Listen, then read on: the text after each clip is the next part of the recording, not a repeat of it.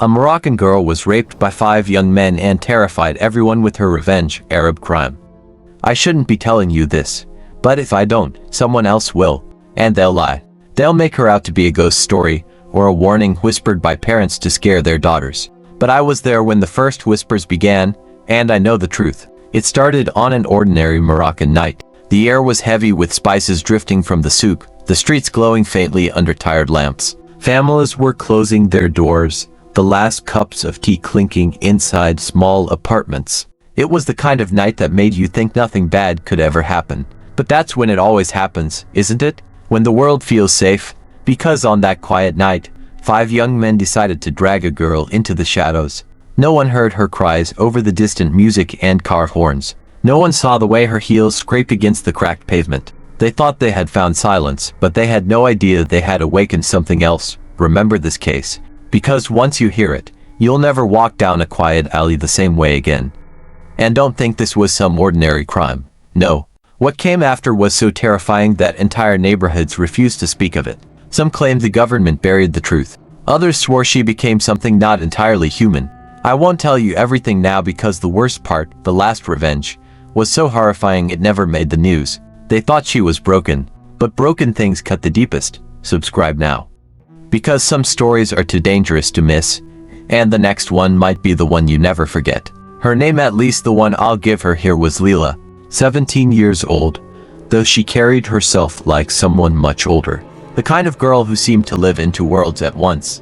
One foot still in the laughter of her childhood, the other already stepping into the dreams of her future. Leila lived in a modest neighborhood on the outskirts of Casablanca. Her family wasn't wealthy, but they were proud. Her father worked long shifts at a textile factory.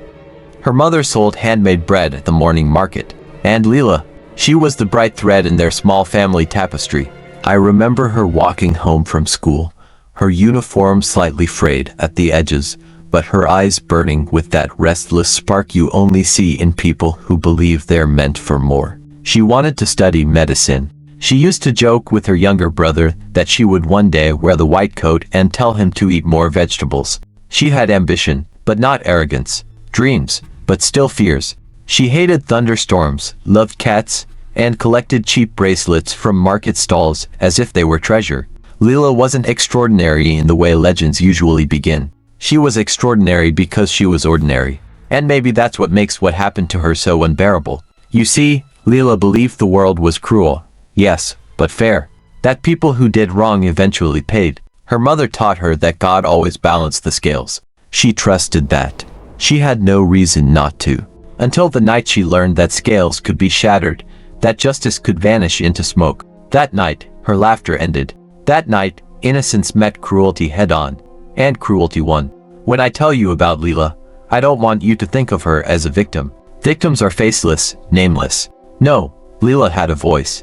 A laugh that filled small kitchens, a stubbornness that made her argue with her teachers, a quiet hope that made her write secret letters to herself about a future she wasn't sure she'd ever have. She was real.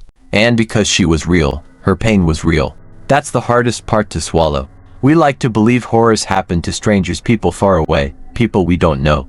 But Leila could have been your sister, your daughter, your friend at school. She was just a girl, caught in the wrong place, at the wrong time, surrounded by the wrong kind of men. And that's the contrast I need you to remember. One moment she was dreaming of her white coat, the next she was being dragged into shadows by 5 hands that thought they owned her life. She had no idea that one night would change her life. And 5 others. I can still see their faces, not because they were special, no, they weren't. But because evil has a way of burning itself into memory, like a scar you can't peel off. There were 5 of them, 5 men who thought the world owed them fear, respect, silence. Let me tell you who they were, because before you understand what they did, you need to understand the arrogance that made them believe they could get away with it. The first was Yusuf, the ringleader, always with a cigarette dangling from his lips, as if smoke itself bent to his will. He drove an old black BMW that coughed more smoke than his lungs, but when he revved it through narrow streets at night, kids scattered, and he grinned like a king. Yusuf had a saying he loved to repeat: "Karma's afraid of me." Funny thing, he wasn't laughing in the end. Then there was Hassan, his shadow. Not clever enough to lead, not brave enough to resist. He laughed too loud at Yusuf's jokes, the kind of laugh that didn't reach the eyes. Always tapping his lighter, like his nerves were trying to warn him. He followed orders because he thought loyalty would protect him. It didn't. Omar was different: slick hair, iron shirts, perfume so strong you could smell him before you saw him. He thought every girl wanted him, that every no was really a convince me. He bragged about numbers, names, nights. But beneath the charm was something hollow. Hollow things break fastest. The fourth was Rachid. Heavyset, loud, always chewing sunflower seeds like he was grinding bones. He didn't talk much, but when he did, his words were sharp, cruel. He had a habit of spitting on the ground after every sentence, as if the world itself wasn't clean enough for him. The irony, he was the one who begged the loudest in the end. And then there was Samir, the youngest, just 19, still with that false innocence in his eyes. But don't be fooled, he wanted to prove himself to the others. Always trying to sound tougher, meaner, colder, and what's worse than cruelty? Cruelty with something to prove. 5 men, 5 predators. They weren't monsters in the way you think of monsters: no claws, no fangs. Just arrogance, gasoline, and the belief that silence was their shield. I remember one night in particular, just days before it all happened. They were parked near the harbor, passing around a cheap bottle, smoke curling from the car windows. "Bro, nothing touches us," Yusuf said, flicking ash onto the pavement. "You know why? Because fear protects us. People fear us more than they fear God." Hassan laughed too hard. Even the cops look away. Omar smirked, leaning back, cologne thick in the air. And women. They don't know what they want until we show them. Rachid cracked another seed, spit, and muttered, "They should be grateful." Samir's voice wavered, trying to match theirs. "Yeah, no one's braver than us. I wish I could tell you someone spoke up. I wish I could tell you someone walked away. But silence and arrogance are cousins, they feed each other." And so, they sat there that night, 5 men drunk on smoke and power, convinced they were untouchable. But here's the thing they didn't realize. They shared a secret, something that tied them together more tightly than their laughter, more dangerously than their crimes. A secret that would make their punishment so much worse than they could imagine. I'll get to that. But not yet. For now, all you need to know is this. They thought they were kings. But kings can bleed. The night didn't look like a night that ruins a life. It was ordinary, the kind of ordinary that lulls a city to sleep. The street vendors had folded their awnings. Somewhere, a radio hummed an old song you only remember when you're too tired to care. The lamps along the boulevard flickered like tired eyes. If you stood far enough back, Casablanca looked like it was whispering itself to bed. They watched her from the corner where the curb dips into a shallow puddle that never dries. Cigarette tips blinked like small, red warnings and then went dark. A car door clicked. Another one. The air smelled like gasoline and distant sea. I didn't see the moment the shadows touched her, but I can still map it. A hand on her elbow, a voice pitched low and casual. The kind of voice men use when they want to pretend they're not dangerous. The street swallowed detail. That's what streets do. She moved faster. They matched her pace. The first laugh cut the air to bright, to confident. Laughter like that doesn't belong to joy, it belongs to control. There's a shape to fear you can hear if you've lived long enough. It's the way a footstep stutters, the way keys rattle once, then go quiet, the way breath learns how to hide. The alley they chose had a bad habit of keeping secrets. The brick walls leaned inward like they wanted to listen. "Easy," Yusuf said, voice lazy, smoke sliding from his mouth. "We're just talking. Don't make a scene," Omar added, and you could smell his cologne before you saw his smile. Leila said something small. "Maybe no. Maybe please." When I closed my eyes and tried to hear it, it's the sound of a match failing to light. I still hear her voice when I try to sleep. The city kept going. A scooter rattled past, its rider glancing once and then away, as if guilt were a hot pen you can't hold. A dog barked twice and was shushed. Someone leaned out of a window, decided the night would handle itself, and pulled the curtains. Nights like this depend on 1,000 tiny gestures of surrender. They steered her toward the car. The doors didn't slam. They clicked, soft as teeth. Tires hissed over old rain, and the taillights smeared red across the asphalt, then curved toward the warehouses by the harbor where salt sticks to your skin whether you want it to or not. Yusuf's BMW coughed like a dying animal and kept going. The place had once mattered: big doors, rails for sliding crates, the ghost of industry in rusted hooks and tired chimneys. Now it was all dust and echo. Light came in through broken panes in tired sheets. The air was cold in that way that ignores seasons. Rachid cracked sunflower seeds and let the shells fall, a steady metronome that made everything worse. Hassan kept tapping his lighter. Tap tap tap. Sound can become a prison if it decides to. There was no hero. This isn't the kind of story where someone bursts in at the last second.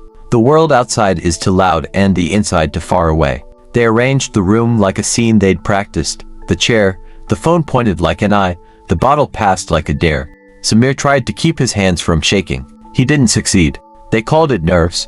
It was a warning. Leila prayed, softly at first, then softer still, as if each syllable were being taken away as she spoke it. Bismillah, Ya Rab. The words didn't stop anything, but they made a shape around her, a small circle the others could not enter even when they did. That's the only part of this I can tell you without lying. She did not stop speaking to the one who listens in rooms that pretend they are soundproof. Their laughter got louder. Cruel laughter always does. It needs to drown out something. Omar told a story about a girl who changed her mind. Yusuf made a joke about karma being late. Rachid spat. Hassan laughed like a man who wanted to agree with someone so badly he'd agree with the dark. Samir said nothing that sounded like a person. I won't name anything they did. You don't need the blueprint of their cruelty, only the architecture of its aftermath. A room that learned how to keep secrets. A girl who learned how to keep breathing when breath didn't want to be kept. Doors that didn't open. A window that looked out on nothing. The phone's red light blinking like a pulse. The camera lens was a small moon that refused to blink. There is a point, somewhere between the first laugh and the last whisper, when time stops behaving like time. Minutes stack on top of minutes until they feel like wait. In those minutes, I imagine she memorized the ceiling. The crack shaped like a lightning bolt. The stain shaped like a continent. Maybe she counted to 100, then to 100 again. Maybe she made a promise to herself she would later keep. See, Yusuf said, flicking ash, the tip burning like a tiny eye. No one is coming. Even God looks away sometimes, Omar smirked. Don't say that, Hassan muttered, eyes not meeting anyone's. Rachid cracked another seed. It's just a night. Samir's mouth opened, closed. He looked at the phone, then at Leila, then away. When conscience knocks and you don't answer, it stops knocking. It finds another house. The room learned silence. Not the good kind. The kind you hear under doors, heavy, defeated, lined with rubber so nothing leaks. If you've ever been in a place where people decide who you're allowed to be, you know the flavor of that silence. Metal. Old water. Burnt sugar. Every breath hurts in small, humiliating ways. When it was over, no, not over. When they decided it was enough, they untied the moment but not the memory. The door opened to the same indifferent night. The city didn't look different because cities rarely show what they swallow. The car retraced its path, tires whispering across the wet, past the alley that leans in, past the puddle that never dries. They let her go where the streetlights stretched shadows thin enough to step over. One of them tossed something out the window like the end of a cigarette, like the end of a thought. It glittered once and disappeared into the gutter. Leila stood very still. That's what bodies do when they are deciding whether to remain. She fixed her clothes with hands that had learned not to shake until later. A cat walked by, choked out a small sound, and vanished. Somewhere, a call to prayer from a distant mosque lifted into the air and then quieted, as if time itself held its breath. She whispered again. Not to them. Not to the room that had tried to keep her. A different whisper, thin, clear, threaded with steel the night couldn't cut. If you've never heard a person promise themselves they will not vanish, I hope you never do. It changes you. It changed me. They drove back to the harbor, windows down, smoke bleeding into the wind, laughter pushing at the edges of the car like it wanted out. No one will talk, Yusuf said. Who would believe her? Omar asked, checking his hair in the rear view. Don't say her name, Hassan said, but the car was louder than he was. Rachid spat out the final seed and ground it under his heel. Done. Samir didn't speak. He kept touching his pocket, like something hot lived there. When he looked at his fingers, there was a dark crescent under one nail, so thin it barely existed. People tell themselves these things don't matter. They matter most of all. I still hear her voice when I try to sleep. Not the words those belong to her but the shape of them. A vow. A ledger being opened. A page turning that no one could close again. Some nights I think the city heard it too. Since then, the alleys seem narrower. The lamps buzz a little lower. Doors close faster. They thought it ended there. But one mistake ensured it didn't. Morning came, but it didn't feel like morning. The sun rose, yes, but it rose over a silence that didn't belong to daylight. In towns like this, silence spreads faster than smoke. By the time the call to prayer echoed, people already knew something had happened. Not because they had seen it, but because people always know. The market still opened. The bread still baked. The taxis still coughed and sputtered along the main road. But when Leila walked past head low, shoulders stiff, the air shifted. Conversations thinned into whispers, then into silence. At the corner cafe, men stirred their tea slower than usual. One leaned in. "She brought shame," he said, though he hadn't been there. Another nodded, eyes darting. 5 men. What kind of girl ends up alone with 5 men? The third spat into his saucer. May God forgive her family. And just like that, cruelty changed masks. The laughter of the night became the judgment of the day. Her family said little. Her father's jaw stayed tight, his knuckles white against his prayer beads. Her mother stopped looking neighbors in the eye.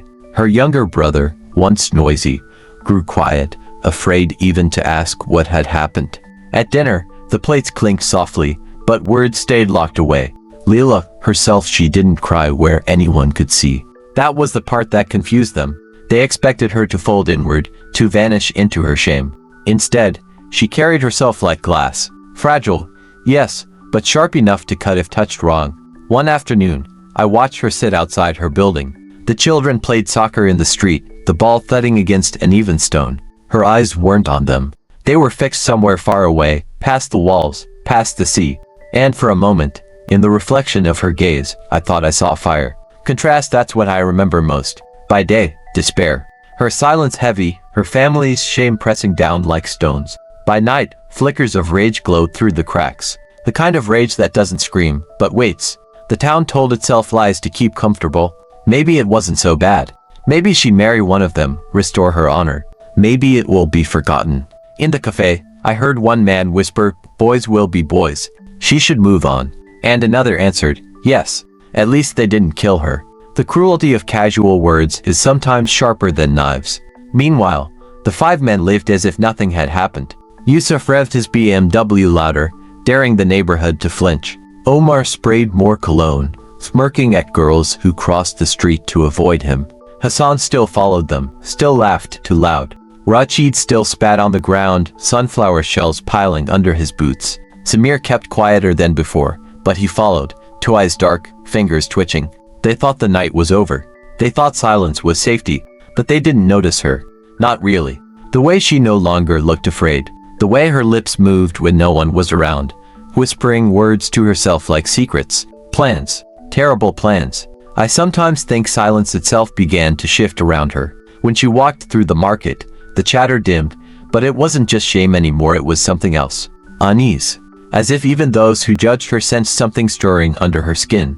At night, while her mother wept softly into her scarf and her father pressed his forehead into the rug, Leila sat awake. Her eyes followed the cracks in the ceiling, her fingers tracing invisible patterns against her bedsheet.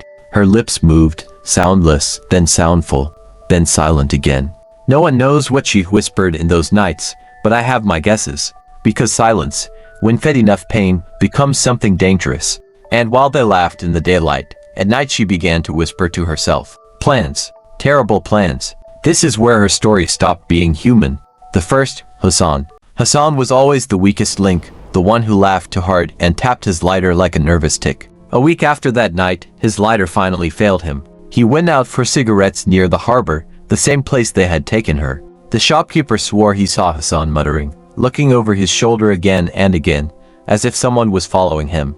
But no one was there. Only shadows bending in ways shadows shouldn't. The next morning, his body was found floating in the shallow water, eyes wide open, lighter still clutched in his hand. No bruises, no wounds, just fear. The kind of fear that drowns a man from the inside.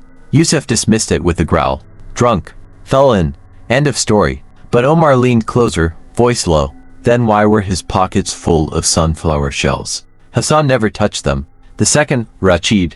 Rachid wasn't afraid of anyone. Or so he claimed. He spat on the ground at Hassan's funeral, muttering that weak men get weak deaths. But nights have a way of sharpening arrogance into terror. One evening, he was walking home with a bag of seeds, cracking them between his teeth like always. Neighbors reported hearing him talking to someone loud at first, then pleading, then screaming. By the time they rushed out, he was gone. 3 days later, a boy found him in the abandoned warehouse by the harbor. His mouth was stuffed with sunflower seeds, so tightly packed he had choked on them. His hands were shredded from clawing at his own throat. When Omar heard, he stopped wearing cologne. Said it made him smell too noticeable. The third, Omar Omar prided himself on his looks, his charm, his scent that clung to every room he entered. But fear makes perfume sour. He stopped going out at night, stopped smiling at girls. Still, he couldn't stop the scent. One night, he was driving alone, windows sealed shut. He swore he smelled something salt water and smoke, the exact mixture of the night they took her. He pulled over, cagging, fumbling for fresh air. That's when the car locked itself. Every door, every window. The horn blared by itself, blinding lights flashing. His neighbors said they saw the car shaking as if someone inside was thrashing against the doors. By the time they broke the glass, Omar was slumped over the wheel, his lungs full of water, though he was miles from the sea. That was when Yusuf and Samir stopped laughing. The fourth, omitted, for now. I won't tell you yet what she did to the fourth one, because that's where the story begins to blur into legend. That's where the line between revenge and something else, something darker, disappears. The fifth, the paranoia of Yusuf and Samir, by now, only two remained. Yusuf, the self-proclaimed king, and Samir, the boy trying too hard to be a man. They barely spoke in public anymore. The BMW sat idle, a rotting monument to arrogance. But I heard them once, in the cafe. Their voices low, their faces pale. She's dead inside, Yusuf said, knuckles white around his glass. She can't touch us, can she? Samir didn't answer. He stared at his hands, the same hands that had betrayed him with the crescent of dirt under his nail that night. She's just a girl, Yusuf pressed, but the tremor in his tone betrayed him. Samir finally whispered, no, not anymore. The town buzzed with rumors now. Children dared each other to walk past Leila's building. Old women crossed themselves and muttered prayers when her shadow passed. Some said they saw her wandering at night, hair wild, whispering to the walls. Others swore her eyes no longer looked human in the moonlight. Meanwhile, Yusuf locked himself in his apartment, blinds drawn, gun under his pillow. He thought steel could stop whispers, but whispers slip through keyholes, through cracks in the plaster, through the folds of your own mind. Samir started hearing voices too. Do you remember? They asked him when he tried to sleep. Do you remember what you did? He stopped sleeping. His eyes hollowed. His voice thinned. One by one, their arrogance rotted into paranoia. Their laughter turned into silence. Their boasts into stammers. The 5 men who thought themselves kings became 5 men hunted by shadows, by whispers, by the memory of one girl who refused to stay broken. But the truth, it wasn't just memory. It was more. Something none of them could escape. And when the fourth one finally fell, everything changed. That was the night the town stopped whispering and started fearing. But that's a part of the story, I'll save for now. By the time it came down to 1, the town was already trembling. For gone 3 buried, 1 vanished in ways too strange to explain. That left only Yusuf, the so-called king. The man who once swore karma was afraid of him. The streets no longer echoed with his car engine. The cafes no longer filled with his laughter. His arrogance had drained out, leaving something brittle, sour. I should tell you I was there. I saw what she did, and I've never slept peacefully since. Yusuf locked himself inside his apartment like a rat in its cage. Curtains pinned shut, locks checked 3, 4, 5 times. He stopped smoking, claimed the smoke made him visible.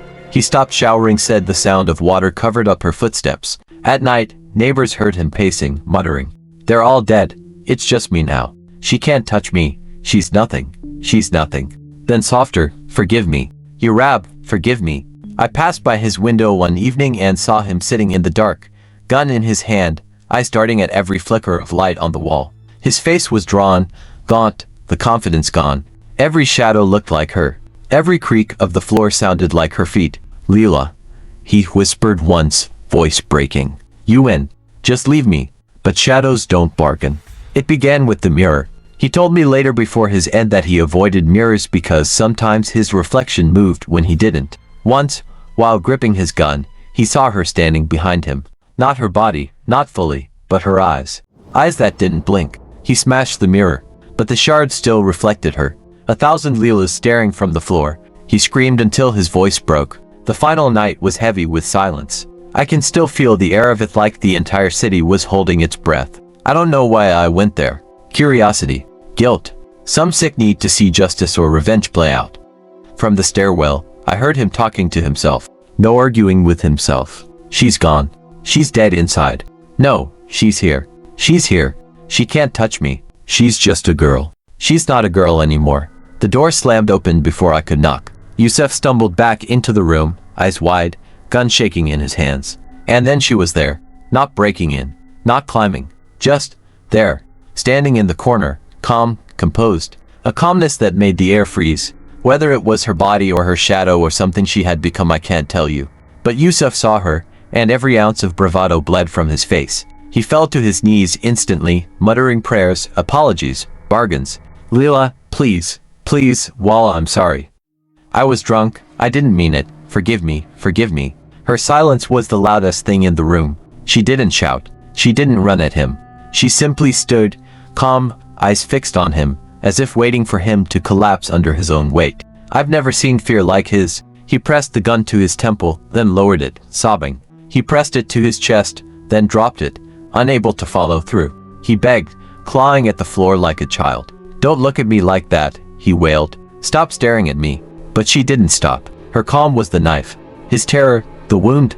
When it happened, it was simple. She stepped forward once. Just once. And Yusuf screamed like he was falling through hell itself. He scrambled back, but the wall had no mercy. His body shook as though something invisible crushed him, pressing the weight of every secret, every sin, into his chest. And then, silence. He lay still, eyes open, lips trembling with a final whisper. A whisper that wasn't meant for me. A whisper that was meant for her. I leaned closer, desperate to hear it. I shouldn't have. Because what she whispered to him before he died, I can't repeat. Not here. When the last of them was gone, the city exhaled, but it wasn't relief. It was fear. Fear doesn't vanish when the threat is over. Sometimes it grows larger, heavier, like smoke that seeps into every wall. The newspapers didn't say much. A few lines about accidents. A body found by the harbor. A tragic series of deaths among young men who had once strutted the streets like kings. Nothing about Leila. Not a single word about her. But the silence of the papers only made the whispers louder. In the taxis, drivers leaned over their shoulders. Did you hear? They say a girl cursed them. Students in the university corridors traded rumors between classes. No, she didn't curse them. She killed them. With her own hands. At the cafes, old men stirred their tea, lowering their voices. Be careful what you say. Some things are better left in God's hands. The versions multiplied. In one story, she vanished into the desert, walking barefoot into the dunes until even the sand swallowed her. In another, she still walked the alleys of Casablanca at night, whispering into the ears of men who thought themselves untouchable. Some swore she joined a sect, others claimed she had been taken by the police, erased from existence. But the truth never made it into ink. It never left the lips of those who saw her shadow and lived to tell of it. And still, her legend spread. Some say she became something beyond human, an avenger that stalks dark corners, waiting for laughter too cruel, arrogance too sharp. Others say she is still just a girl, broken but burning, moving through the night like a warning no one wants to hear.